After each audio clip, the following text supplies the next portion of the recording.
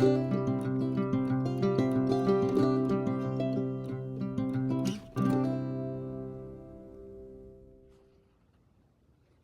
everyone, and thank you for tuning in. If you've been following my channel, welcome back.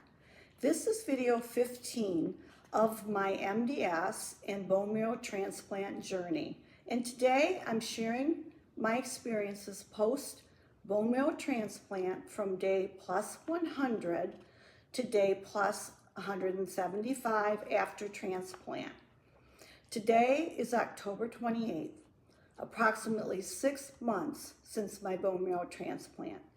In the last month, my journey seems to be changing rather quickly. My labs are improving and I'm regaining my energy.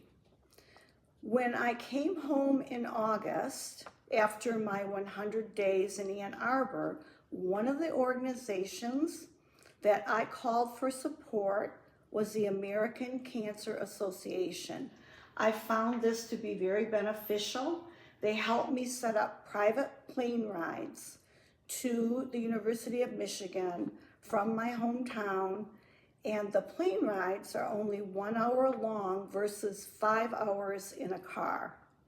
They also can help with free lodging, education, emotional support, and financial help. If you've been following my progress, for 5 months, I had a lot of mouth issues, which interfered with chewing and enjoying food. When I came home after my 100 days, my doctor ordered a medicine that increases saliva. And within days, I was feeling better. I could chew. I began tasting my food.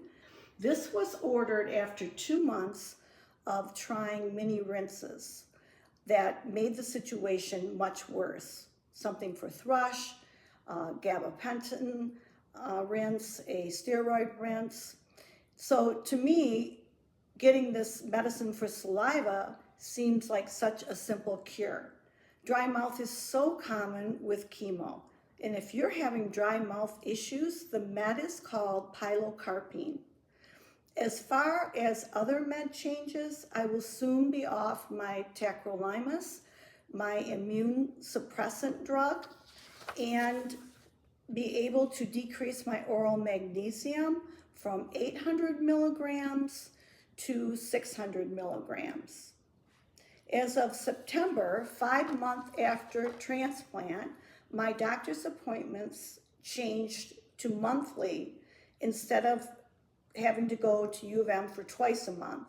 This came about as my persistence with my doctor to do a virtual once a month and only have to travel to Ann Arbor once a month. I made it known I wasn't happy about having to take a trip every other week. And it took me a while, but I did convince him, and he finally agreed to do the virtual and then do the in-person visit. Because all of my labs can be done monthly, or I can have them done in my hometown and arrange all the doctor's appointments around the monthly visit. The magnesium that I received through the IV was discontinued in September. Again, 5 months after transplant and 1 month after being home.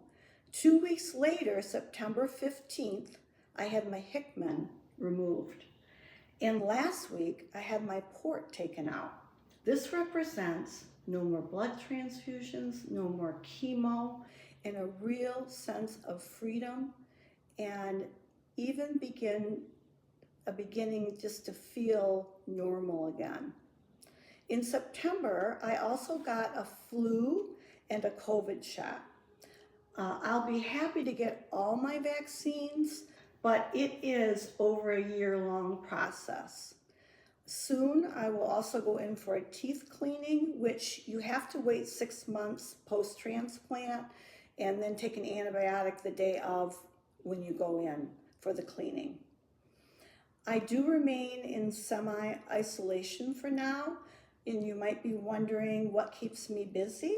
Well, I do see my family and friends, and I stay safe by wearing a mask and using hand sanitizer when I'm out in public, and especially around children and my grandchildren.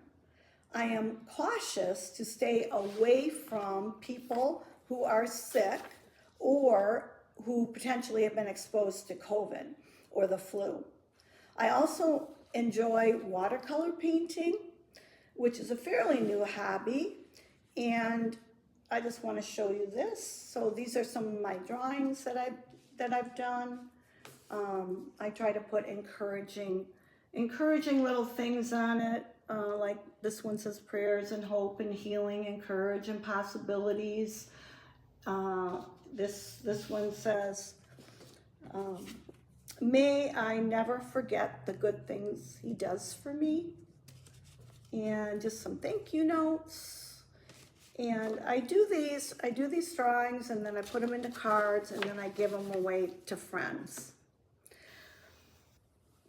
As my energy is picking up, I'm also doing more cooking, and I do go to restaurants when it's an off time and when they're not busy.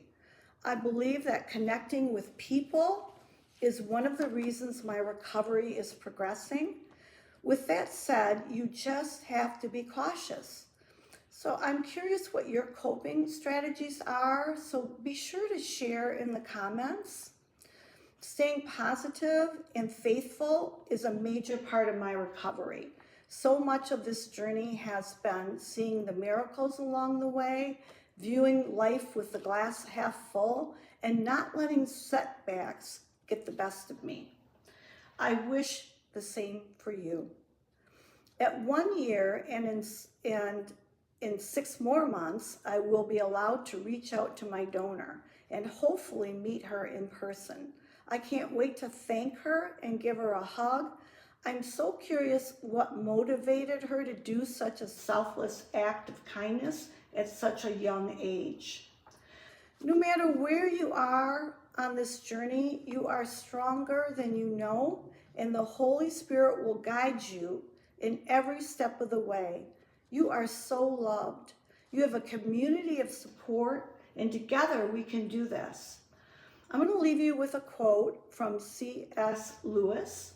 There are far, far better things ahead than any we leave behind. Be sure to share your story and watch the blessings flow. Subscribe to my channel, and I welcome comments and questions anytime. And continued blessings and all the best.